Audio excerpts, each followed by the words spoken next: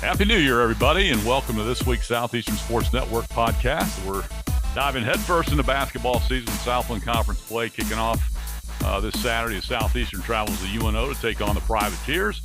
And the Lady Lions are actually playing as we speak down in Thibodaux as they're tied in the third quarter as we record at last check. And I'd like to welcome to the show, this week's show, Lions assistant basketball coach Kyle Roane. Coach, welcome. Thank you. Thank you for having us, Mark. Before we dig into the season so far, let's talk about your journey in basketball. For those who may not be aware, I know this is, I believe, your third stint at Southeastern. That's kind of rare in college basketball these days. Just kind of talk about your journey. I know you started, I think, at Pearl River Community College and been to Southern Miss, Jones, Jacksonville State, here and back to Southern Miss and back, and just kind of talk about your journey in basketball. No, it's funny. You just kind of give a little synopsis of my journey, and not to bore anybody or take up a long time. It is kind of a story of mine. I grew up the son of a coach, and in the household of two educators. Coaching is education. My dad was a teacher and coach, and my mother was a teacher also. So grew up in a household really. And I was, loved sports, loved athletics. So I really had nothing else in my future that I wanted to do other than be a coach. And, after playing junior college basketball, and that was the extent of my playing career, the coach I played for, when playing was exhausted, my next move was to go get a degree. And I was kind of knew nowhere else to go other than local home. So the home school after Pearl River Community College was University of Southern Mississippi. I'm from a small town named Brooklyn, Mississippi, which is about 20 miles south of Harrisburg. And so I knew nowhere else to go, basically, and small town kid. And coach proposed an idea, the coach that I played for, which I give a lot of credit to, and I have a lot of mentors I'd like to give some credit to. But he said, hey, why don't you come be my student assistant? And, it sounded good. That's all I wanted to do. And I was going to get my education, thought I was going to be a high school coach the rest of my life. And so I do that and go to Southern Miss and drive back and forth. I work my work schedule, to where, my class schedule to where I can be back on campus at Pearl River by like 1:30. And we practiced at traditional 3 o'clock. I did that for 2 years, got my undergraduate degree in coaching and sports administration.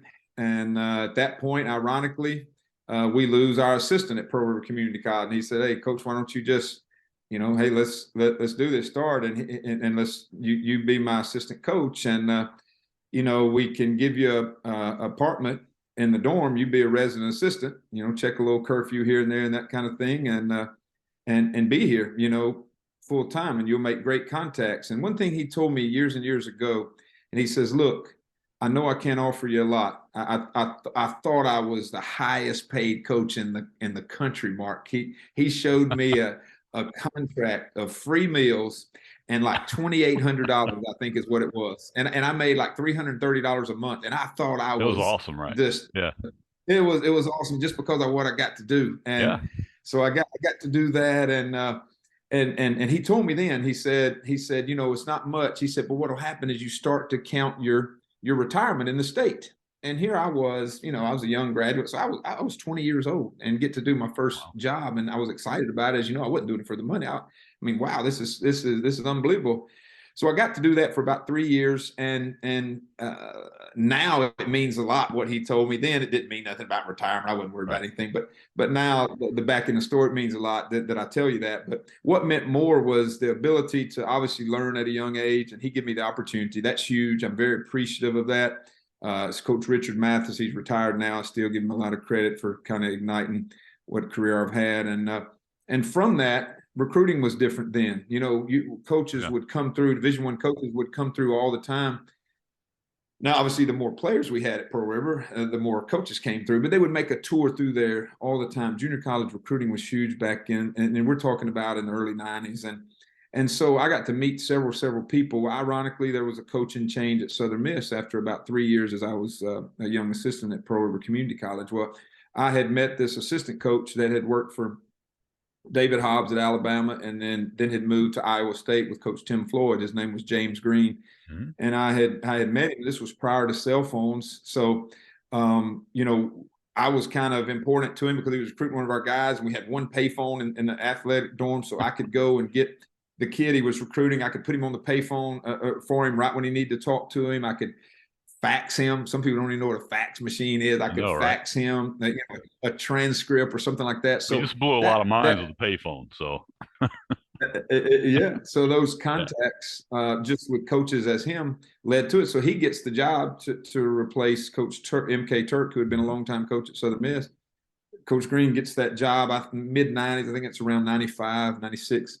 And he kind of has a couple guys in mind for his staff, and he needed a kind of a Mississippi guy. And I fell into that through contacts. That's how it worked. And he said, unfortunately, Southern Miss is still, getting their positions right and upgraded. They had just joined the inaugural year of Conference USA when Conference USA was really, really booming. But they only paid 2 assistants. Back then, you didn't have any of these, spots and huge staffs like we have now. You had a head coach and 3 assistants, and within that, you did everything. I mean, basketball operations wasn't even heard of at this time, Mark. And right. He said, unfortunately, all I have is kind of a GA position. It's not paid. Now, I'll tell you, I promise you, I'll work on that and try to get you paid like other people in the league. We've got to get our positions to where Conference USA standards are, the Memphis, the Louisvilles, the Cincinnatis, the DePauls, Charlotte, St. Louis, Marquette, all those national teams. But he said, unfortunately, going into it, it's something I can't do initially.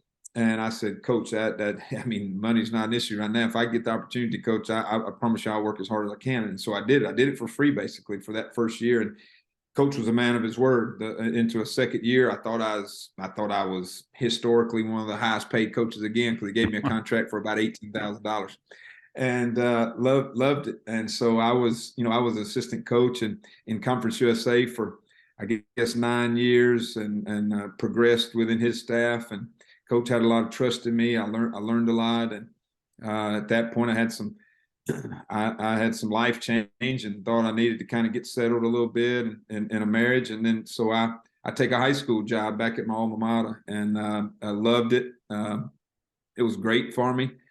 And then college came calling again. It just never would quit knocking at my door. And and you mentioned me going back to several places. When you look back at my career, it looks like I've been back here. I've been a boomerang. Might be my middle name. I've been back everywhere, but it's all been positive. I consider it a positive. And so the coach at Pearl River Community College who got me started, Coach Mathis, called and said, look, I've got something started now, and you've got your master's now.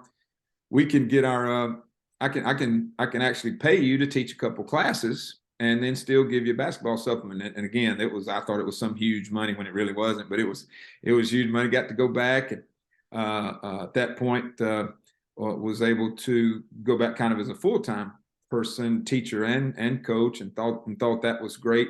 And did that and was very successful there. Coach Mathis won many, many state championships in the JUCO ranks, and Mississippi JUCO is really, really good system with 15 schools and very competitive in the national level. So we were good, and was fortunate from there to get the head basketball coach at Jones Junior College, which is within the league. And Jones Junior College, very prestigious place to be head coach of, because it's one of those 15 JUCOs. I was still young in my career, got a chance to kind of be a head coach at the college level and not just high school. So I go there and kind of have a rebuild, and for 2 years get everybody kind of going. And about the time I want to kind of get really settled, and Division I comes calling again, and Coach Green called me and he said, look, I've taken this job, but I'm going to tell them I'm not going to take it if you won't come with me. And I don't say that in an arrogant way. I tell you in a way of, man, there's only 363 of those Division I jobs, Mark. And I thought I was settled, the place I could be. I was at the hometown of where my wife was at the time, in Laurel, Mississippi. I couldn't have had anything better, but it was just something that came calling in Division I to get back into it at Jacksonville State University. Yep. Uh, very, very nice area of Alabama. Very competitive league, the Ohio Valley Conference. Played some, a very high level with the Murray States and Morehead States of the time. Southeast Missouri. It was really, really good league, and I really enjoyed it. And so I did that for 3 years, and then got back to kind of it just got on me back getting settled again. So I take a high school job again in Petal, Mississippi, at one of the larger schools in Mississippi, and one of the very competitive leagues, probably one of the better employment situations you could be in the state of Mississippi in the high school ranks, to be honest. It's such a good school system for my kids. They were able to be graduates there, my son and daughter at Petal High School. But it wasn't the best basketball job in terms of what league we were in. We were in a very, very, very high level competitive league. The teams in our region were winning the state championship, Meridian High School, and those type things. So, but I had great administration, principals, AD, superintendent, really supported basketball. So probably one of the best working conditions I could be in. And Division I came calling again, and that was when Coach Ladner got the job at Southeastern. And Coach Ladner and I's career had kind of paralleled each other, even though he was a little bit older than me in just a few years. So his dad was a very, very successful and very well-known high school coach in Mississippi. And it goes back to he and my dad, and then me and Coach. I watched Coach come up through his career. I was a little bit behind him, and then we actually were coaching in the same league in terms of in high school, him being at Oak Grove High School. I was at Petal High School. He's since become, after I was the head coach at Jones, he became the head coach at Jones. So we kind of intertwined a little bit personally and professionally. And he gave me the opportunity around, I think, 2013, 2014. He had just won the national championship at Jones Junior College. And it was a great opportunity for me, and had always kind of recruited this area down here and thought that this was kind of a Southeastern Louisiana / Hammond. I thought it was just a tremendous area, kind of a hidden gem, so to speak. And I couldn't turn it down. So again, I left probably one of the most settled times in my life, and came back and started again in Division I basketball, and we kind of built it to be successful and won the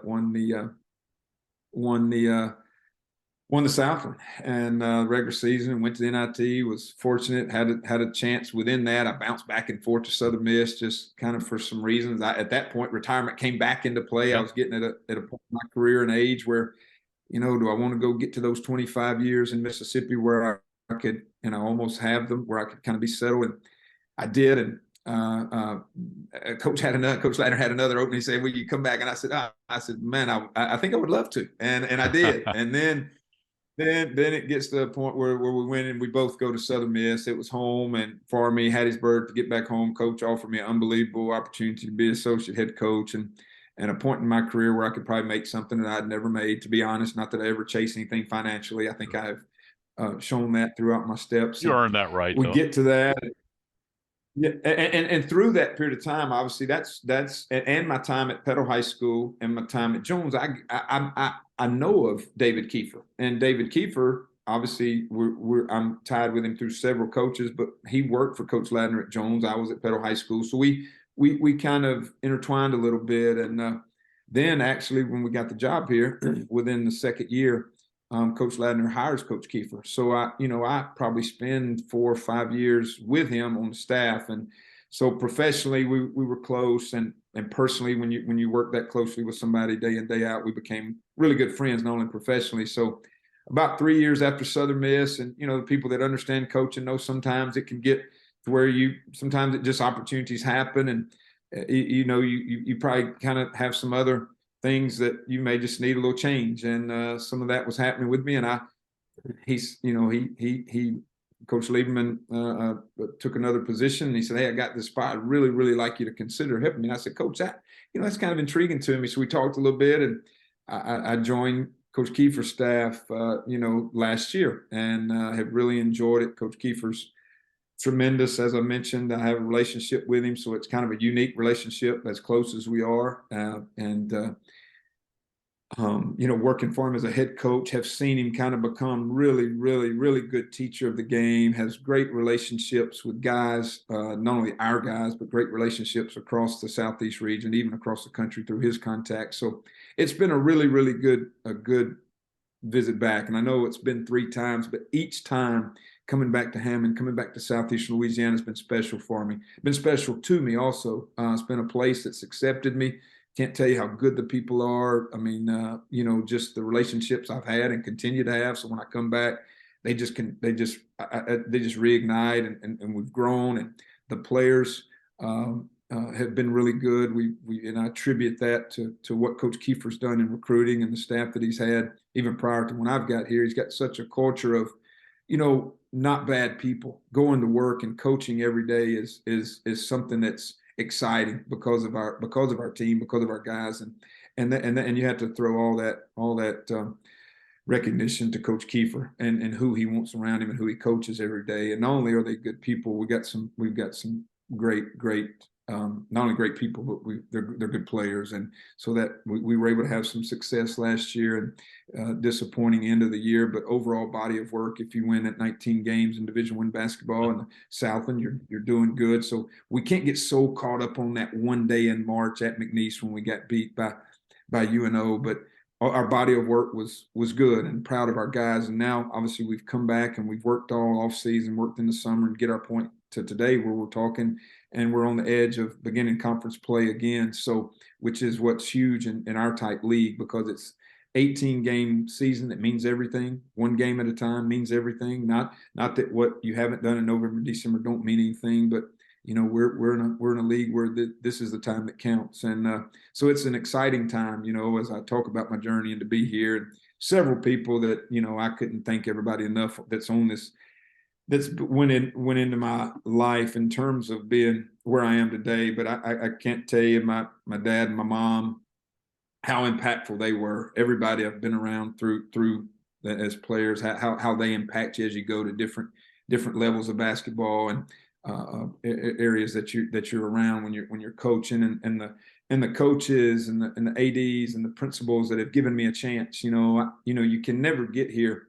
if nobody ever gives you a chance, and they saw something in me, and I took the opportunity, and proud of it, and still very thankful to those people that gave me that. My family, a son and daughter that I mentioned all those times that I thought I would be settled, and I told them I was settled, and then we would sit in that living room and say, look, I think I'm going to take this, and they would say, they call me coach. It's kind of a funny thing. They say, coach, go and do it. Go and do it. We're behind you. So from my kids, Shelby and Spencer, that were so supportive of me, and still attend games today from out of town. It's unbelievable. Now, our times have changed and we've grown. I have grandkids.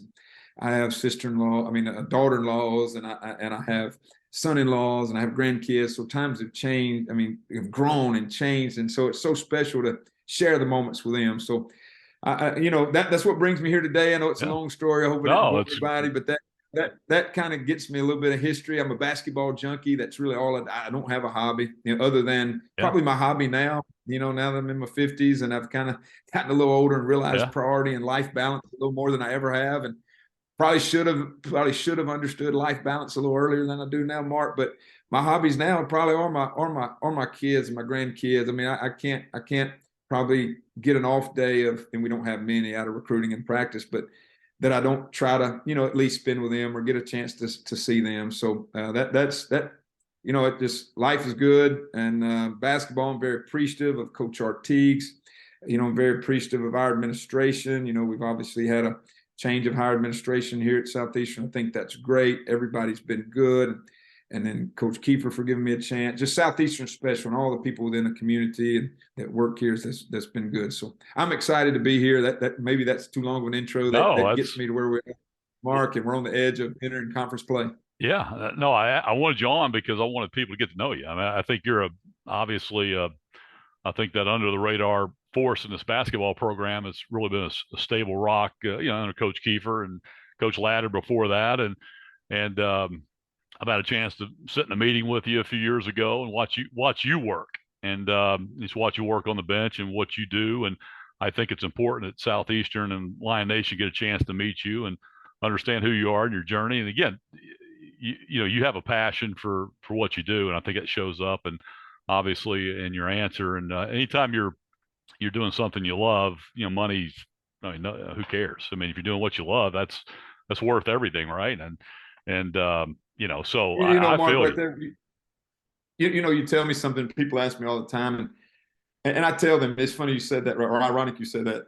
I feel like I've never worked a day in my life, and that lets me know I know I'm where I'm supposed to be, and because I get to pour into young people every single day and make sure they're good husbands, make sure they're good productive citizens, make sure they're good dads, and obviously we want to win games. We do, and that's our number one deal. But we have a platform that these guys love, and which being basketball, and that allows us to pour into them through winning basketball, obviously, but where they can become productive after that. So I do. I echo what you said. I don't feel like I've ever worked a day in my life. That's how much I love what I do, and I have a passion for it. Well, somebody who's run up and down the roads for 20, 25 years scouting in professional baseball, I know exactly what you're talking about because I felt the same way. And you're not doing it for the money. You're doing it because you love what you do, and you have a passion. You have a chance to, obviously impact young kids' lives and for the better. And obviously you have to love it because you can't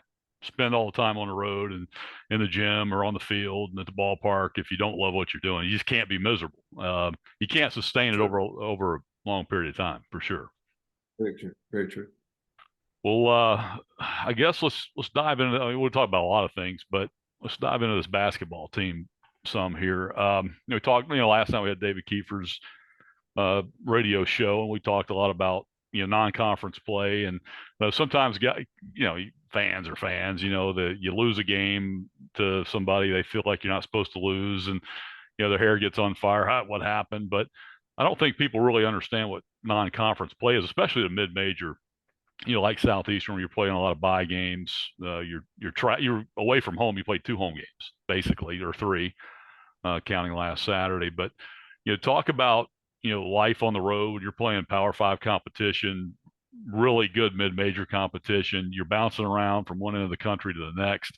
How tough that is, and what your goal for non-conference play is to get you ready for the Southland Conference. That is good, and I appreciate you leading us into it that way to where we can get off to a talk, because not trying to throw shade at anything or downplay any kind of record or anything. Obviously, we go into every game trying to win and be competitive, but there are different factors that are tough. We are at a level of basketball where, as you mentioned, we play games for guarantee money, and that's just a word. And guarantee money means that you go. And these schools, particular Power 5 schools, pay us to come play, and that and they're not coming back here. Money. And they're not coming back here. Well, right. You have a what we call a home and home series, which means you go there one year and we come back to you, such as Southern and such as Grambling. There's our 2 home and homes. The difference to those are what we're referring to as the guarantee games, where these schools pay you to where they can have you have 13. The NCAA allows you to have 13 non-league games. You can have 31 games total, excluding your conference tournament. So obviously our league plays 18 games, so we have 13 games that we can play. And in our situation, not a lot of them can be at home because we do have to make some guarantee money for our athletic department and for our own budget. So having said that, that means that you go play games, and most of the time those teams are paying you that, like you said, we have maybe 2 or 3 home games. Well, these teams that are paying our games, such as Auburn, just mention that those as one Power 5 game. We got others we can mention, BYU and Santa Clara, that they're paying you money to where they can have 11 of their 13 games at home. Mm-hmm. So they go into league play, 12-1, 11-2. That's what their 13 equals into. And part of the reason is they pay mid-major schools to come to where they can win, number one, and that where they don't have to travel.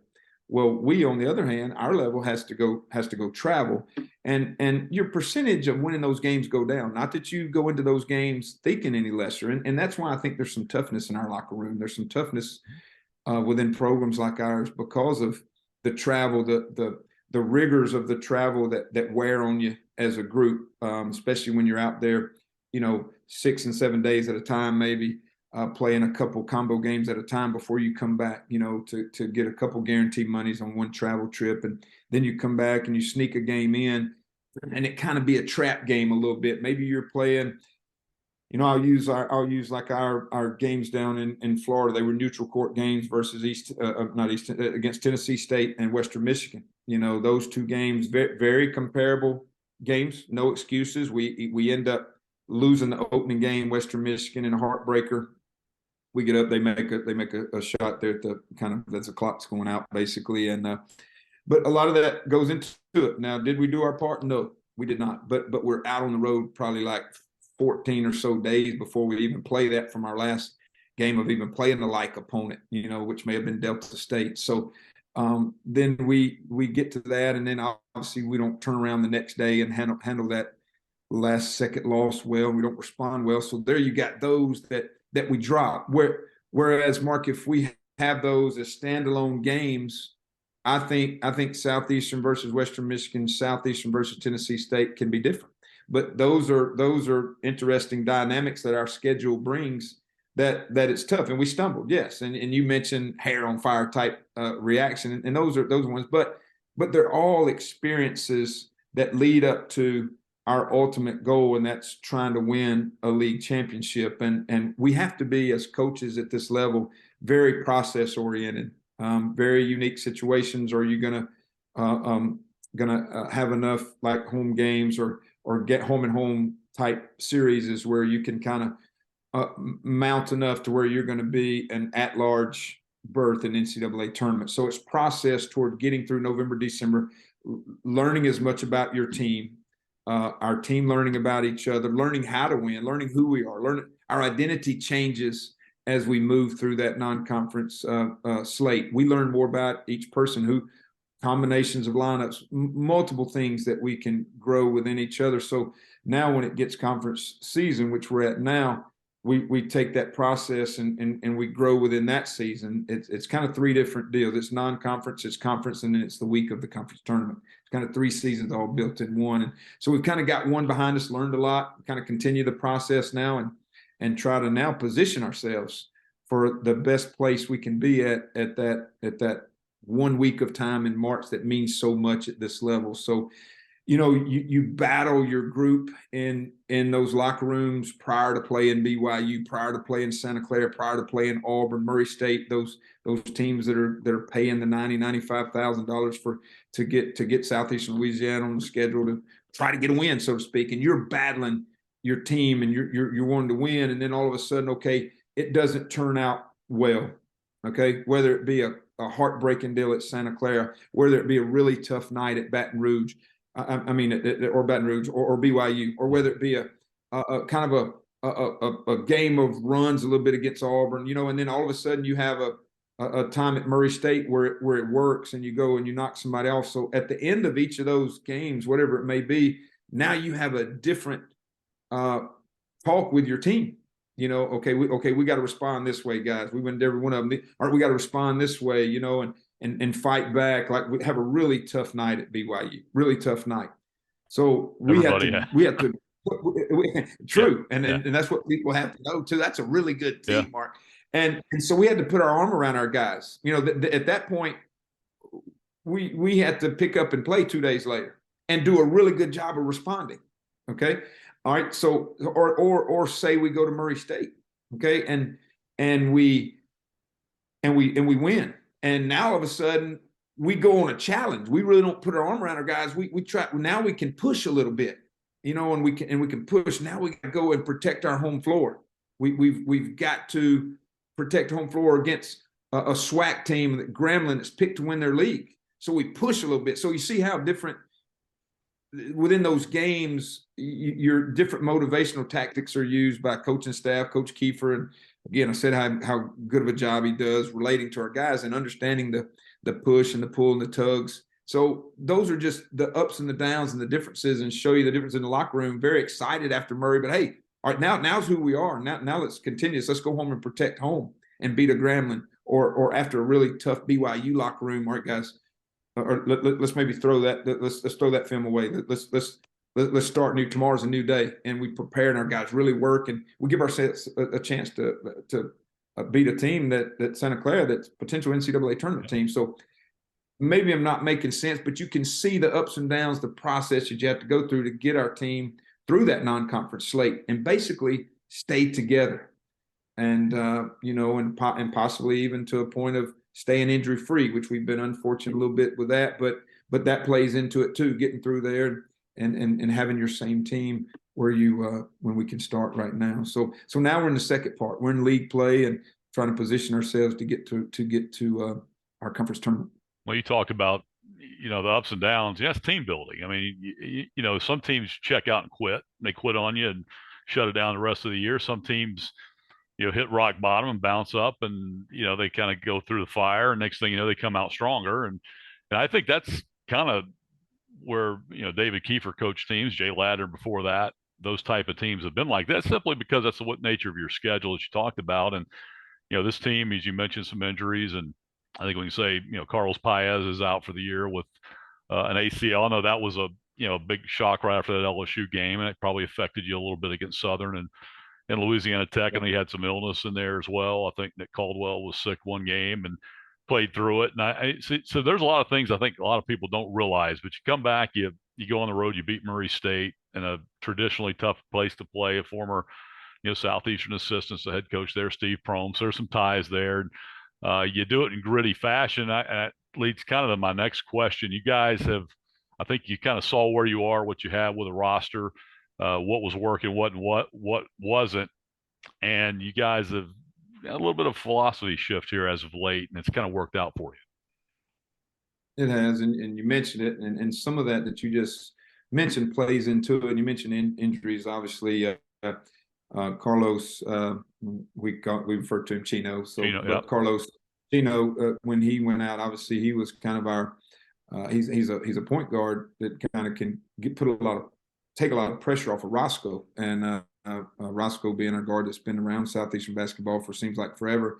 And Chino, just to bring you a little bit up to him, he has played a lot of Division I basketball games. He has played games in and out of lineups since he was a freshman at Austin Peay. And so you're talking about a guy coming here as a grad transfer, really gives us some experience. And you mentioned the time frame when he goes down. So he goes down, and we have a rash of one of those stretches there where we kind of get on a little streak on the losing end, and we feel like we just kind of were letting the game go a little bit on some live ball turnovers. In any team sport, you can't turn the ball over, and you've got to get good shots on the goal, and you can't give the other team easy shots at their goal, and that's just the nature of the philosophy. And so you mentioned a shift. We call it kind of our identity. It's kind of changed a little bit, and we still ultimately want to be who we are. But I think we've really put a huge emphasis on understanding taking care of the ball, and that's taken a lot of multiple double-digit possessions away, because we've kind of not slowed the game. We still want to play fast, but we just more efficient, or maybe a little more methodically offensively, more so than kind of taking some gambles, so to speak. And so we, because of that, we've become a little more ball control. We've had some games there in that nasty stretch there at Southern and La Tech, where we had high turnovers, that led to easy baskets. You can't turn it over 17 and 18 times, and we had some of those type games. So to be who we are, and I give Coach Kiefer a lot of credit for this, we weren't stubborn with our philosophy, and we said, okay, what's best for us? And so now we are being a little more cognizant of ball control offensively, and defensively we've made some changes too, to kind of try to keep our best players on the floor and without foul trouble, and keep them on the floor in terms of underneath the offensive guys, which percentage go down if we make the offensive team shoot contested shots, and versus scoring easy off turnovers. So that has helped us, and that's kind of become our identity. And through the last 3 games, and I think that's who we'll be now that we've kind of found out who we are as we start league play. Let's talk about this roster. Obviously, Nick Caldwell, he's been around here for seems like forever. Guess going on his 5th year of actually playing because of the COVID year. So he's gotten 5 years. Thus, he's the all-time leading player and as far as games played, and scored over 1,000 points. And you can just see the maturity there just over, the course of his career, to where he's playing at a really high level coming into this year And, what do you attribute that to? I know Coach Kiefer's talked a little bit about style of play shift, allowing him to be on the floor more minutes, but just talk about how you've seen him grow as a player since you've been back. Yeah, I was part of the recruitment process of Nick before we left. So we, recruited Nick, and the spring he would have graduated was the spring we left to go take the Southern Miss job. And so I've known Nick from that stage of his life, and obviously stayed and within a close eye, even when I was away, of watching, obviously still being close friends with Coach Kiefer and continuing to hear weekly talks of Nick really maturing and listen, and kind of hearing some stories about his day-to-day growth, and obviously watching his growth from afar. And then from the first day back, how receptive to coaching Nick is. Now Nick has some tough days like all of us do. Sure. But the thing about Nick that, and I want to throw this out to Nick too, when in the age of college basketball we are now with NIL and transfer portal, how loyal Nick's been. To hear you talk about a 5th-year guy and growing within a program and system, Mark, you don't hear of that much anymore, of guys waiting their time and growing and then taking advantage of that time and setting records like he has. So I'm so proud of him for that. And I think our Southeastern people can be proud for that fact too. And I tell him all the time, the 40-year-old Nick Caldwell will be excited for that, because he really, really made an impact. And it don't mean a lot now, but it will. And so selfishly, I'm proud of that young man, because he has grown. He's grown, and he's grown within the time frame I've been here. Obviously, he's grown within his 5 years, and Nick's a guy that can impact the game in a lot of ways. He's deceptively athletic. He has long arms. I would say he's somewhere, without just knowing stats off the top of my head, I would say he's somewhere at the top of the league. Maybe each year, if within the last 2 years, if not now, and within as it goes forward, like in blocks, because he's so athletic, and he scores the ball. He has a knack for scoring the ball. He runs and jumps smooth. And Nick has a really, really good basketball IQ. And I think, along with his loyalty to being in the same program and growing and learning basketball each day, being in the same program with Coach Kiefer for 5 years, he has gotten better. But he's grown also as his basketball IQ, because he's old. He's seen so many games. He's seen so many minutes. He's seen them from the bench when people were playing ahead of him. He sees them out on the floor, when he's out there all the time. He gets in foul trouble. He comes over to the bench and gets himself settled, and then he sees the game in a different light. So his IQ has grown so that he's kind of like an extension of the coach out there on the floor. He sees things. He has a good feel. Nick's good for our team, just because of he adds that value of being here so long, knowing Coach Kiefer, knowing what's going to happen in Southeastern basketball, knowing what's going to happen in the Southland Conference basketball. And he's been to all these places and played against them. So he's really good for us because of that. And that's why I wanted to give a shout out for the loyalty to a guy like that, because that doesn't happen in our game now. It's a game now with the transfer portal of instant gratification. And Nick, you go back and look at some of his years, he had a really successful freshman campaign, and then he kind of drops off a little bit when kind of some recruiting gets pretty good around here, and maybe doesn't have the minutes he has in sophomore, maybe even junior before COVID or during COVID when that year is. And how many guys now would have just bolted and tried to find somewhere? Yeah. And he grew, and I just think there's so much to be commended there, and that's why I think basketball will give to Nick Caldwell, because he's allowed himself to grow each day. And that's it's one reason why I wanted to bring his name up first, not only because he's having a great year, but just the fact that he's a vanishing breed, I think, in college basketball and sports in general, these days. And that's, again, you talked about it, not only a guy that stays somewhere 4 years, but 5 years, and able to battle the ups and downs that he has, and just to see it pay off in a rewarding year so far. Hopefully that carries over, starting next week in conference play. But, you guys were picked first for a reason. That's because you got a lot of guys coming back to have some experience. And I think as you look around the Southland, you look at rosters, and probably pretty rare, you've got some guys that have been here 2, 3, 4, or 5 years. In Nick Caldwell's case, let's talk about Roger McFarland. I think everybody has to talk about Roger. Probably one of the candidates for preseason player of the year if you're looking at that aspect of it coming in. The fact that he can do it all on both ends of the floor. He can rebound, shoot, score from the perimeter, handle the basketball, can do a little bit of everything. And he's picked up right where he left off last year. Talk about Roger McFarland. Yeah, before we get into it, right, Roger, you made something special about the group as a whole, and being together, and that is not the only thing that wins in basketball. Obviously, you get a certain amount of talent, you sprinkle it in. If individuals can become a group, then obviously you can get really, really good, really, really quick in today's basketball or in today's athletics with the transfer portal. I will say, however, our team's a little unique. You mentioned returners, and you mentioned those returners being a high percentage of our returning production. Not only are they returners, but they've been very productive. So, and then we sprinkle in some transfer portal, other type signees, and you've got a group that I think that's probably the reason, as you mentioned, that we're picked that way because of returning production. Now, with that becomes a big bullseye on our back. So we've got some guys that have to carry a lot of weight. Our group has to carry a lot of weight to kind of live up to that. Okay. But we ultimately just want to be who we are every day. Really don't kind of discuss that a whole lot, to where we don't just put extra pressure, because we just want to play one game at a time. But when that returning group in production, you mentioned Roger McFarland, and Roger, one of those special young men too, that's a gym rat. He himself has kind of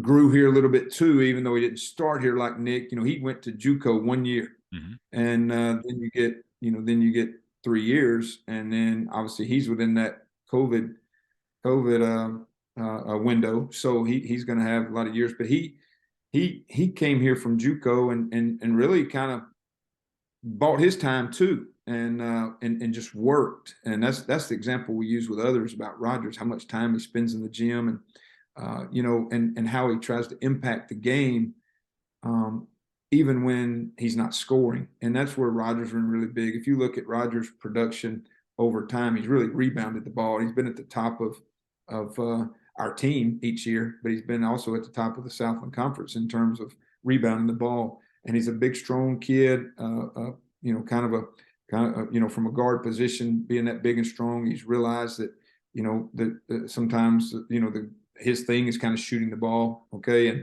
but he's also realized he can impact the game and going and rebounding the ball and getting us another possession, or ending a team's possession by a defensive rebound. And him doing that has got him to the floor early in his career, and he's continued to work, and it's made him into him being voted into an all-league, first-team all-league player this year. And again, tremendous career, and I've had a chance to interview him a couple of times, and just what a great kid, and just has all his ducks in a row. And I know you guys got to be proud of the way he's developed, and the Lions fans do as well. Let's talk about Roscoe Eastman a little bit as well. Roscoe, it's his third year here, Denver transfer. Again, from Atlanta, started out at another Division I school, found his way here, and has really, and again, just kind of I don't know, I talked to him, seems like kind of an old soul. You know what I mean? A kid that is wise beyond his years, and seems to have some leadership about him, and just can really make things happen running the point. Talk about Roscoe. Yeah, I like some of the things you said. Wise beyond his years. We talk about that all the time, and I pick on him all the time, saying we're going to get a nameplate for him for our hallway in our offices. He's kind of the straw that stirs our drink, the kind of the engine to our motor a little bit, and he is our motor, and he has such a magnetic personality, Mark, that he's kind of an instant leader. Our guys look up to him, and he kind of just is, almost knows everything that we're going to do, and every concept that we throw out that may be new or a tweak here to something, he jumps on it every time and kind of coaches our team through it, gets our team through it. And so day to day, he's such a leader.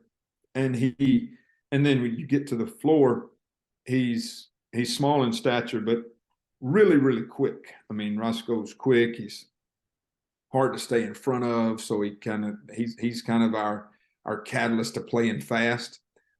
He for the most part makes good decisions with the ball. I'm so proud of his double just recently because of that assist turnover. You don't see much. What was it, 12-1 or 13-1, something like that? 13 assists, I think it's fourth all time in single game Lion history. So shout out to that was Roscoe. huge. And now also Roscoe, and we had to get him sometimes too. And Roscoe will sometimes take a gamble. He'll throw into double coverage sometimes, as that old quarterback would. You get on to him a little bit, but he's just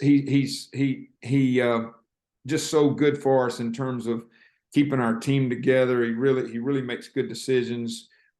He's Coach Kiefer on the floor in terms of our offense, whether it be when we were a whole different style last year, as to this year when we've made our little bit of identity change. He's still that guy that's 100% all in, understanding, driving whatever philosophy allows us to win, because ultimately that's what Roscoe is a winner. And he because of that, he's so bought in, and that's what you had to have out of that position. If that position is not one of your leaders, it's tough. And he is that guy, within our team. He says the same language in the locker room. He says the same language in the apartments when we're not around as he does on the floor. And that's so important in terms of having some validity among all of our team and being at that position and being the person he is. So he is wise beyond his years. He's a coach on the floor. I mentioned how quick he was offensively. Our defensive pressure starts with him. He kind of is disruptive with his size and quickness, and that kind of helps start our defensive pressure and defensive mentality of being tough to play against, being tough to score against. So he kind of starts both ends, to be honest. Offensively, he's our leader as our point, and defensively kind of starts our defensive pressure and gets us into that possession also. One of the other guys that, to me, this guy may be one of the more underrated players in the league. Since he came here last year, just kind of flies under the radar, and that's Alec Woodard, another young man transfer from Austin Peay. And you look at the stat sheet, not big numbers off the stat sheet, but if you need to get 20, he can get you 20. If you need to shoot threes, he can shoot threes, defend. He just seems to be a good glue guy for you guys. I know that this year's getting a chance to start. In the last year, I think he had a run of 8 or 10 games where he had to start out of due to injuries, and really produce with double figures during that run. I think he averaged 7 or 8 points a game last year. But talk about Alec Woodard. I know he's coming off an injury, seems to be fine and playing well this year.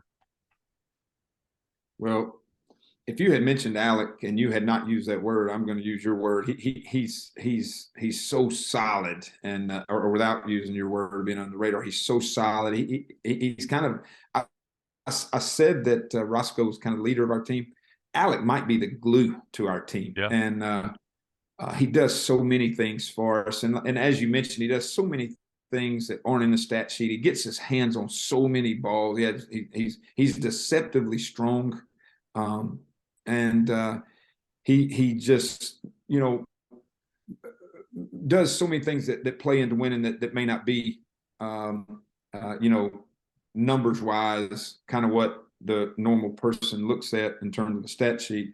But what Alec Woodard does on the floor, he's kind of that guy you have to have out there. And because he makes so many plays even without making a play. And he might, make the play that leads to a play, or big rebound, or big slap down for a steal that gets where we get a run out and go on a 6-0 run. He has that. And like you say, all of a sudden he breaks open and he makes a big three, or he might make 3 threes that particular night. Or, we're in a road game at Corpus last year, and he makes a big play to send us into overtime, and we're able to win that game on the road. And you look back at his career, not only what he's doing this year, but he's just a successful young man. I mean, you're talking about a guy that graduated in 3 years. You're talking about a grad transfer even before the portal was an issue. He would be a guy that was the original a way that the NCAA allowed transfers to happen, and that's if you graduate and you can go get your master's at another NCAA school. And he did that in 3 years, which is tremendous, with a very high GPA. Just shows you what kind of character he's just he's just built with character, and such a good young man. And so now he has 2 years. You mentioned last year, so he's that kind of unique grad transfer. Most grad transfer, you think, they're just going to be at your campus for 8 months. Well, he's so unique. He graduated in 3 years because of him doing the right thing and doing his work, and he has 2 years left. So that is so huge coming into a new program. And as you mentioned, didn't start initially, worked his way through it. Now he's like an old veteran because he has worked his way into the lineup last year, became a winner, and now goes through all season, goes through summer. And that seems like, you look up, it seems like Alex been here forever, when you talk about a grad transfer that's here 2 years. So I think he's really taken advantage of that too, in being here a long time and being able to kind of, incorporate our way of doing things into his game, to where now he's had success. Alec, I mentioned him being, loaded with character, and mentioned how deceptively strong he is. All that plays into it. He's an Atlanta kid, which we've got a little tie into that area. Comes from a great family, and just brings a lot to our program and to our team day to day. It just seems like kind of the perfect Southland Conference transfer when you get a guy in, can just do a little bit of everything, and just really love the way he plays. And leads me to the next guy, something you normally don't get a lot of in the Southland Conference, and that's big bodies, 6'11", 290, Brody Roberry, who's he's unique. I would just say that. And just talk about Brody's development. I know he's had his ups and downs, but just brings some size to the table, can do some things, can shoot the basketball for a guy who's a big guy. It looks like he's starting to attack the boards a little stronger than he did last year. Just talk about Brody's growth as a player. You mentioned it. It's hard to get size at our league. Sometimes our league, is a 6'7", 6'8" league in terms of big men, right. And to have a guy of his stature is unique, to steal your word, and within our league and within our team. Had the great fortune of having a contact and that's how recruiting works. Having a contact, Riley Conroy, having been at Sunrise Christian School in Wichita, and Brody prepping at Sunrise, so they had some knowledge of each other. And as the year went, 2 seasons ago when he was in prep school, as the year went along, Riley doing a great job with the communication of him, and then Coach starting to develop his relationship with him. Gets a young man from Idaho to come all the way to Hammond, Louisiana, and that I give a lot of credit to Brody and his family for that. Number one, making that decision and being strong enough as a young man to come and in a total different region of the United States to allow basketball to change his life, because basketball is going to give him a chance to get an education. Basketball is going to give him a chance for exposure for other choices in his life at the conclusion of his college eligibility. So to kind of bet on himself, to move across the country and come to a place and really trust Coach Kiefer and with his development. And I think that's what he's doing every day. We're watching a really, really good big man in terms of college basketball develop before our eyes, Mark. I really do. And he has, and this is my 29th year of coaching basketball, and he has one of the best IQs that I've been around. And that's to say a lot about a sophomore in college basketball. Because a lot of times, and this is nothing against those guys we just talked about, that's 4 and 5 and 6 years even into college basketball, nothing against them, but to be that young into college basketball, especially Division I basketball, which is very high level and everything's got a lot of resources and a lot of analytics, to be of his level of understanding the game gives him an ultimate chance. And, he's been basically a full-time starter, even though he was a little bit off and on last year because of some major injuries, or not major, but big injuries such as a high ankle sprain and things like that, shoulder. He's basically been a full-time starter since he landed here. And to be that far ahead and at his position, I mentioned Roscoe and the point guard having to be a leader. Well, Brody controls us a lot too, just from having such knowledge of the game. And not only that, Brody's unique. Most big men, have maybe a little bit of trouble catching the ball, or in terms of skill level, but Brody can catch the ball, and it just settles our offense down when we can kind of enter it to the post, and allows us to kind of play off. It allows, Alec and Roger to kind of, get a little bit of breathing room on the perimeter when you have a guy like Brody that can catch the ball in the post. It allows a guy like Nick to come free, because they feel like they have to go give up more than one defensive player on Brody. So it frees our other guy Nick up. So all those guys that we've mentioned really flourish because of what Brody does for our team. And it not only, and we're mentioning this just when he receives it. And from that point, when he gives our team a breath of fresh air from him being able to catch it in that post area, Brody's so unselfish and he has such skill level. He passes the ball so well. And that's kind of a lost art in basketball, is a big man that can catch and pass and has the skill level that Brody does. So that's my point. I think we're watching a really, really good basketball player of his size develop day to day, because that's what he does for our team. And then defensively, he does so much for us. It's not that Brody jumps up and blocks shots and it has so much athleticism. It's not so much that and how he affects our defensive game, but how much he's kind of that free safety, that middle linebacker in football that's just kind of getting everybody in the right spot and everybody kind of playing off of him, and he's just emergency everything, if that makes sense. And he helps us so much on that end too. And Brody's a winner and he wants to win. So Brody does whatever to win. And if that's him doing certain things, if that's him being in a battle all week at practice with a Dylan Canaville, who's new in JUCO and learning basketball. If it's Jason Malbrew, who's a guy that's kind of a two-sport athlete here at Southeastern and just kind of getting into Southeastern basketball. If it's Max Brackman, who's been here but kind of is the same size or a little bigger, but a different level of readiness than Brody is. He can battle with him all week. But you know what's so good about Brody? He all of a sudden, if it becomes their time to impact winning, he's 100% for them. He's 100% coaching them like an old NBA vet that's on the bench in the locker room and helping a youngster kind of learn the game. And instead of their head spinning because the game going so fast, Brody kind of calms them down by talking to them and helping kind of be an extension of what we want. So really, really, really, I think one of can be a really, really good player in the South, and is a good player in the South, and can be a guy that breaks a lot of records at Southeastern in the Southland because of him playing so early in his career and the production that he has and the production that he will grow to have, Mark, as his years progress. Well, he's what we call in the baseball industry has the high-speed internet. He can slow the game down. He's a guy who can play faster than he is because anticipation, instincts, all the things you just mentioned is why he's a good player.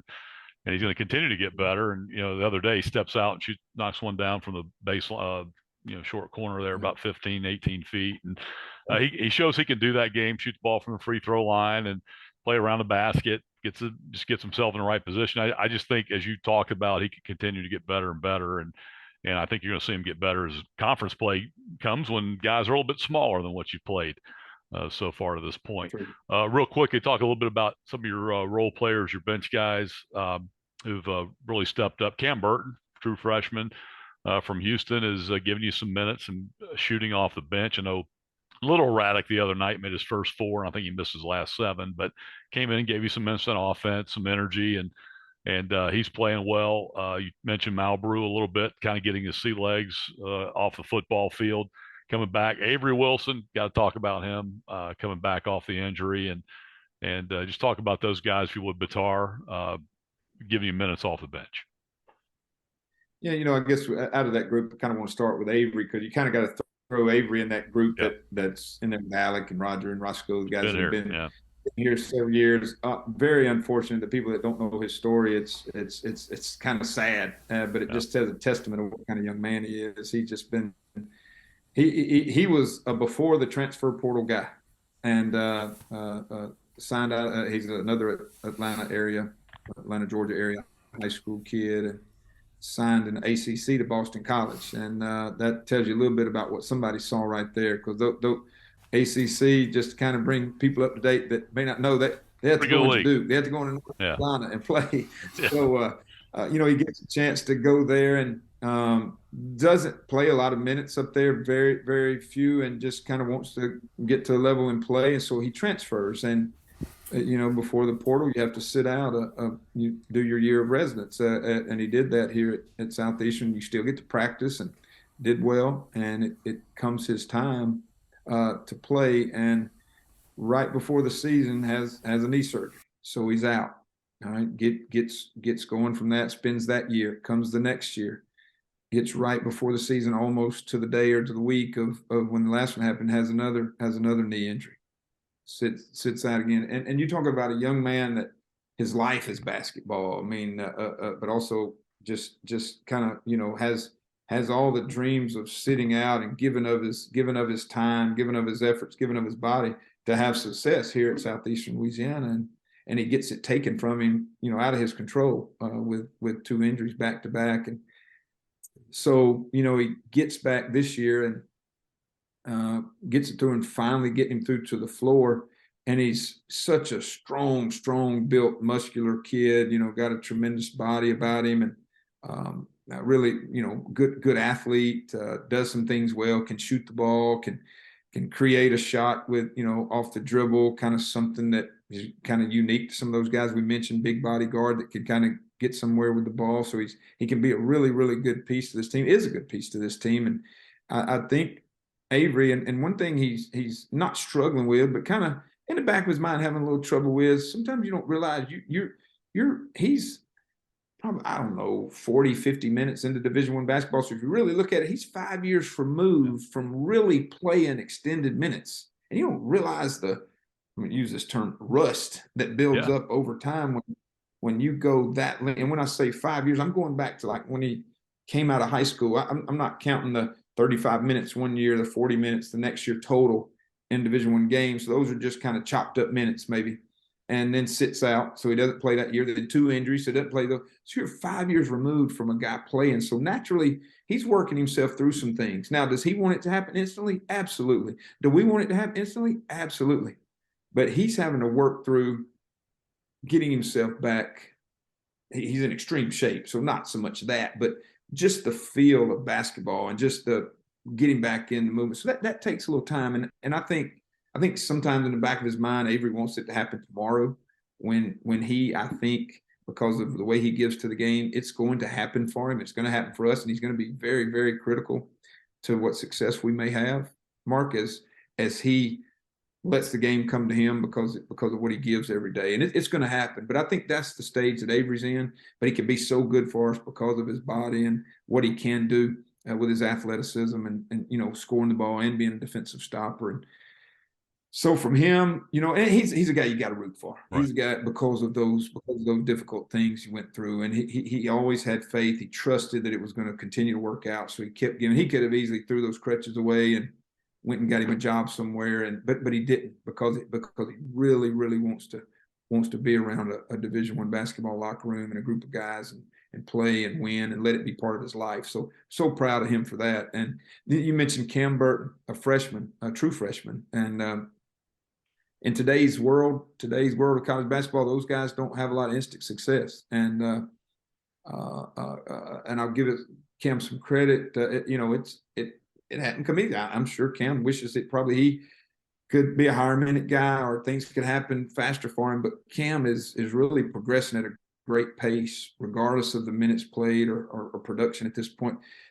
Freshmen all over the country are figuring the game out. It's so complex compared to the high school game that kids play, and and it looks so easy. It looks like, these guys are dressed down. It happens so easy, but it's not. The day-to-day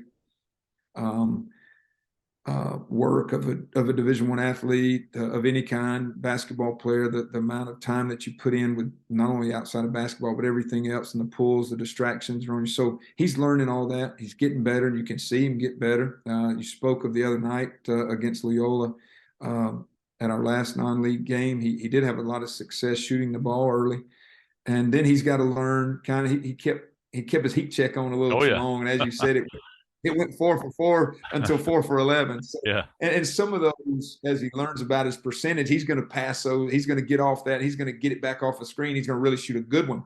Now he's going to go a 6 for 9, and he's going to understand an extreme percentage that he can really, really do. But and that's part of learning. The next thing Cam's got to do is understand that's who Cam is. He's a shot maker, and he's a big, strong. Probably got the second or third lower body strength on our team. So he's got some, as a young kid, he's got a chance to kind of be really good early in his career, and even as a freshman. But also he's got to understand the importance of impacting the game on the defensive end, not only when his shot, when he doesn't have one of those nights where he makes 4 threes, but does he still stay engaged defensively? Does he still guard the ball? Does he still rebound down with that strong body? And continue to execute offense when his ball doesn't go in. Those are the type things that a freshman has to learn. And Cam has a lot of composure about him. I think he'll do that as we go through, and he is doing that. I'm glad to see that success that he's having. Dylan Cannaville, JUCO transfer he's from South Florida. Played in the Mississippi JUCO League that I mentioned that I was in. He played at Colin, probably a school, hour and 45 minutes, hour and a half from our campus, and was Player of the Year of Mississippi JUCO. However, as I mentioned, there's a huge jump from high school basketball. When I mentioned Cam Burden to play in Division I basketball, there's a huge jump from JUCO basketball to Division I. And right now, Dylan has to go through that a little bit, understanding, sustaining a certain amount of energy level, understanding that talking nonstop is a skill. Understanding that, guys are going to be a little, he's got a 7'2" wingspan, but he's really only 6'5". But he's understanding now, even in practice with Max at 7'2" or whatever, and then Brody at 6'11", though understanding that size is a little bit more probably than he saw in Mississippi JUCO or in his prep school or in his high school career. So he's having to understand how to be impactful, when there's guys bigger than him, and he's kind of a guy that plays a little closer to the rim as an undersized guy. So he's still got to develop those things. But he will. He's so strong. He's so long. He can be so disruptive when league play starts. So if he'll continue to grow and understand the growth process, Dylan's going to have some nights where he really helps us. And I think people have started to see a little snapshot of his athleticism. As a little bit the other really, night. Really could run and jump. With the best of them. And and as he learns to kind of think the game, that running and jumping is really going to come into play more so as a talent, more so than a raw skill. And then you mentioned Anthony Bitar, a kind of a unique portal guy. He's a NAIA guy out of South Florida. And you see some people having some success with him. I mentioned this again, not to wear out a statement, but again, it's an adjustment. It's Division I basketball is a step up from that, and that was his dream, to play Division I basketball. So he's going through that transition also, and a lot of times those transitions don't happen until after Christmas. So I still think, as we mentioned, a freshman making a transition. We mentioned JUCO kids making a transition. We mentioned now a non-Division I basketball player through the portal making a transition. You're going to start to see kind of the a product of their work, if they are going to make the impact that we want them to make. That's going to happen a little bit after Christmas in league play, because that's some of what this non-league is about at this level, is letting those guys get a taste of it and seeing what it is, and then us as coaches learning how best to utilize them, or if they can help us win games and understand where they can be the most impactful within combinations of lineups or whatever it may be. So Anthony's going to be that guy that is still going to continue to grow. He's a guy, especially with Chino being out. He's a secondary ball handler to Roscoe, and So that's so important to our team. Our team needs that right now with the loss of Chino. And Anthony also has good size. Anthony kind of can rebound the ball for his position. He's 6'3", 6'4", big bodied guy, and he's got to utilize that a little more. So I think I mentioned the ones you mentioned, Martin. Did I leave anybody? We talked about Marlboro earlier, but that, again, Marlboro, a guy, similar to Canterville, yeah. Unique situation. Marlboro, and that he plays. He's a New Orleans St. Aug alum, traditional. Really good in basketball at St. Aug, and played football for Coach Selfo's team here, and kind of unique in today's world that he plays both. Coach Selfo is probably one of our biggest fans, biggest supporters, and allows the young man to do it. That number one. Not a lot of coaches would allow that, so got to throw that out there too. That's huge. And Malbrou's a guy that's very explosive. Again, he's like Dylan. He's not a Max Brackman 7'2". He's not a Brody Roberry 6'11". He's 6'4", 6'5", and again, just like Dylan, he really displaces his weight and extremely athletic. And has got one of the highest verticals on the team, and can really be, again, conference play, probably a little bit more explosive than in non-league, even though he didn't get the good option of playing in non-league because of football. So his growth, you're going to see a little bit of transition, probably getting put off a little bit. So his battle is going to be not getting frustrated, and understanding the growth that has to be made, and how far ahead everybody is because of spring, summer, and preseason workouts. So but one thing about Jason, he's such a humble young guy, but very competitive, and he's such a young man. He's a good man. He's a guy that education and athletics is so good for, and so in the growth that he has is really going to help our team. And a guy that we keep talking around and mentioning, Max Brackman, yeah. A guy that kind of everybody knows around here. Seems like he's been around here forever. Injury has kind of kept him from being kind of a stable, so to speak. He sat out last year with an injury, all but maybe one game, I think, and that was by his choice. And then with a foot injury, and now this year's had 2 long stints of time that he couldn't play because of injury. But Max, day to day, you couldn't ask for more, because he gives us a lot, and he just kind of with size. And when you watch a guy like Brody develop, and you watch a guy like Nick develop, one of the main reasons they develop is because of us having a great option of having size every day in practice. And there's not a lot of teams that can do that at this level, that have that you got guys like that, and they have to practice against a 6'3" guy. But Max affords us the great opportunity of being who he is, which is a competitor every day, and he's got great size, and he's not afraid to throw his body around.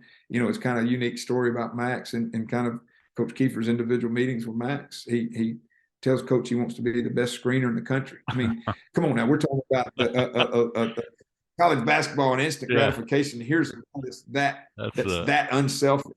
So that's who Max is, and Max is super good for our team, and kind of all the things that he does on and off the floor. So been very beneficial in a lot of ways, even though it's maybe not in minutes played and production on a stat sheet as at this point. But he does just such a good job for us day to day.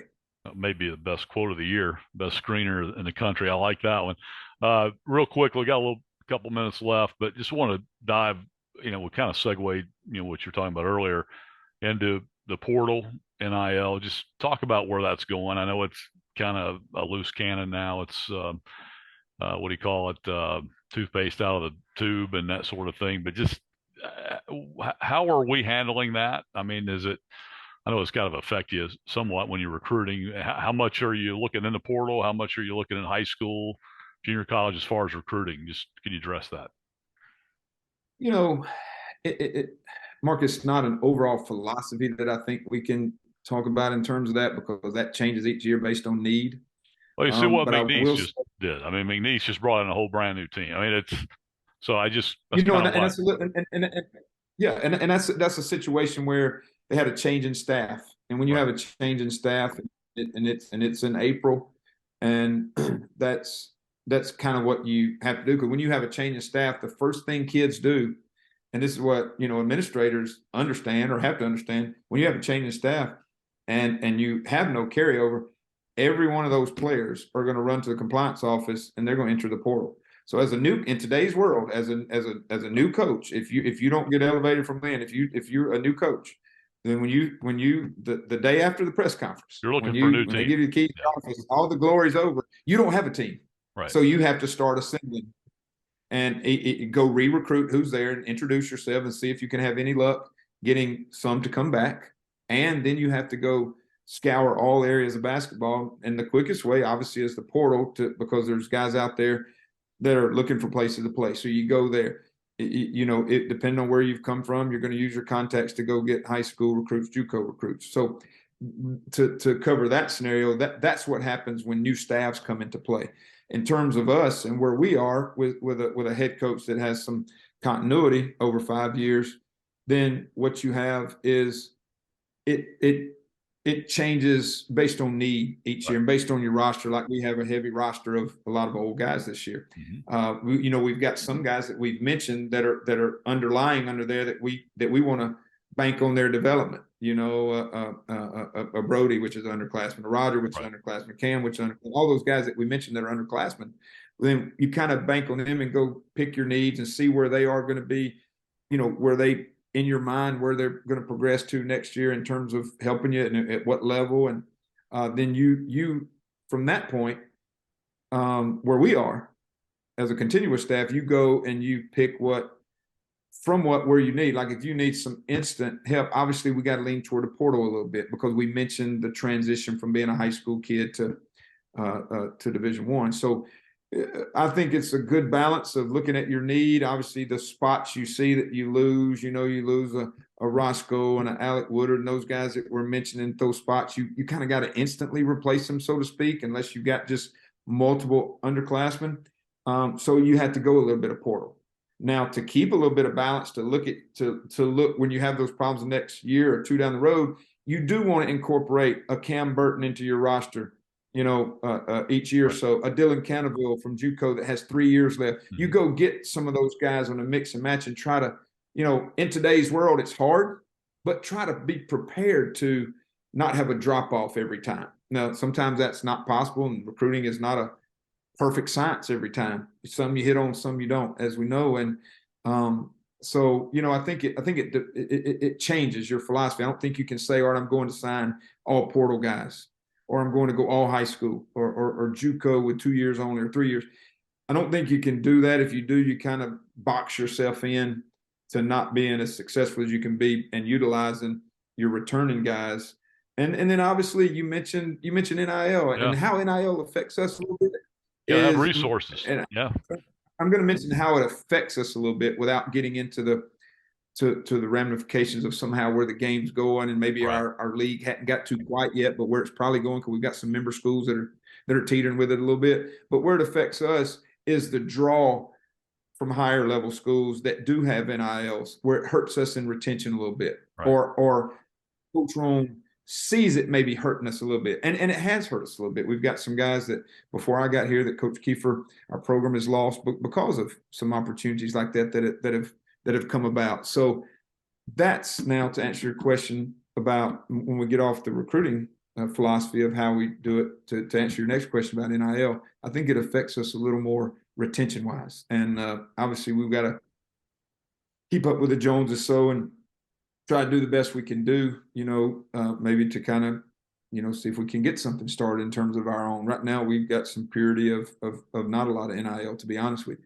But where it affects us is the levels above us that do have NIL that are going to draw to maybe some guys that have success at our school and at our level, if that makes sense, more so in retention, just because of how much emphasis now is on NIL and how much money is to be made for a young person out there. Now, I'm not saying that's the way we should make every decision, but it's a big draw. It takes a lot of maturity to say, hey, I'm going to totally develop here and I'm going to turn down X amount of money. And I'm not going to get into how much money is being offered now, but it's crazy. And it really warps the mind of young people, and even the minds that are in the heads of our young people that are handling our players at their age, that sometimes those decisions are, it's tough for those to turn down when they throw that NIL type money and material things at them. I'm not asking you to comment any more than that but my commentary is, I know a lot of people ask how they can help, and I know there's rules and how you go about doing it, but that's one way you can help our programs is to, do what we got to do. You got to fight fire with fire. It's just the way it is at Division I level. That's me talking, but I just want to get your thoughts on that. But we're running up against the clock here, and I tell you what, this hour flew by, and I really loved having you on. It was great insight on your background, the program, each and every player, and just kind of what to expect. And I know you guys kick off on Saturday against UNO. What do you expect out of the Privateers? Again, that's probably one of the, I don't know for sure, but I would say, other than maybe coach at Houston Christian and his staff, but Coach Sless has been at UNO, probably one of the longer tenures in the Southland, I would guess, without just saying it or knowing that by fact. So he's going to be who he is. He's been a winner by being a tough physical basketball program. He's going to have some really big guys that are going to match Brody's size. He's going to have some really athletic guards and got, one of the leading scorers in the country out front with the ball in his hand all the time. So not only is he scoring it a lot from that position, he has the luxury of having that young man in his program, but historically, and again this year, he's just got big bodies. They're very physical. They try their best to get second and third opportunities with offensive rebounding. They force slide ball turnovers to where they can score easy. They just try to pound you with tough physical basketball. So again, we've got to be what we said we've turned our identity in, and be really, really cognizant of helping our defense on offense by not turning the ball over, and not us getting great shots on the goal, and us not letting UNO or any opponent have just free looks at the other end. Well, Coach, I really do appreciate you joining us here tonight, and this is great insights, as always, on the Southeastern basketball program, and I could talk forever. We definitely want to do it again as we move forward in the conference play. Big glad to do it. I appreciate you having me individually. Appreciate you having me to represent Coach Kiefer and our staff and our team. So thank you for all you do for our program. You're so positive with us. You're around. You know our guys. You know our team, and the way you promote us through what you do with your voice means a lot to us. So thank you, Mark. I love to do it, and love my Lions basketball. But good luck on Saturday at UNO and Nichols on Monday night, and as you get on your way in the Southland Conference. But, Kyle Roane, appreciate it, and we'll see you. Talk to you here soon. Thank you. Kyle Roane joining us here on the Southeastern Sports Network. We'll take a break. We'll come back. We'll wrap it up for this week's pod on the Southeastern Sports Network. And before we sign off tonight, I'd like to give a big shout-out to Ayla Gazzardo and her Lady Alliance. They went down to Thibodaux tonight to kick off Southland Conference play and come away with a big win, 10-point win, 66-56 over an upstart Nichols team that pretty good run in non-conference at 6-6, much improved ball club. But Ayla Gazzardo's crew goes down there and takes care of business by 10. It was Cheyenne Daniels with perhaps her best night as the Southeastern Lady Alliance. She scored 20 points tonight, nearly a perfect night shooting the basketball. She was 7 of 7 from the field, 6 of 7 from the free throw line. She grabbed 8 rebounds, just a total effort from her, and dominant performance to carry Southeastern. Taylor Bell, 12 points. Jim Pierre, 11 points and 8 assists tonight. So, again, a good team effort by this Lady Lion team. Everybody that played scored, and that was 10 ladies who saw action tonight. So they're 1-0 and kind of pick it up right where they left off last year. So I'd like to give a big shout out there. Hopefully we'll have more on the Lady Lions in next week's podcast. And again, I'd like to thank Kyle Roane, Associate Men's Head Basketball Coach for the Southeastern Men's Team. Always great insight when he comes on with us, and got a lot of inside scoop on all of his players and just kind of how they're set up for this conference run, which starts on Saturday in New Orleans at UNO on the lakefront, 4 p.m. tip. You can catch that right here on the Southeastern Sports Network. They'll follow that up with a road trip to Nichols State on Monday night. That'll be a 6:30 tip. We'll have another podcast between this weekend and next week when they travel to McNeese to take on the Cowboys over in Lake Charles, and then return home the following Monday against Texas A&M Corpus Christi in the first conference home game. But a lot going on. You got men and women's basketball. Baseball is going to be cranking up. Bobby Barbier and his ball club will be practicing or beginning practice, here soon. And track and field, softball, with Rick Freeman. So a ton of spring sports to talk about right here on the Southeastern Sports Network podcast. And that's going to do it for us tonight. I'm Mark Willoughby. We'll see you next week right here on the Southeastern Sports Network podcast.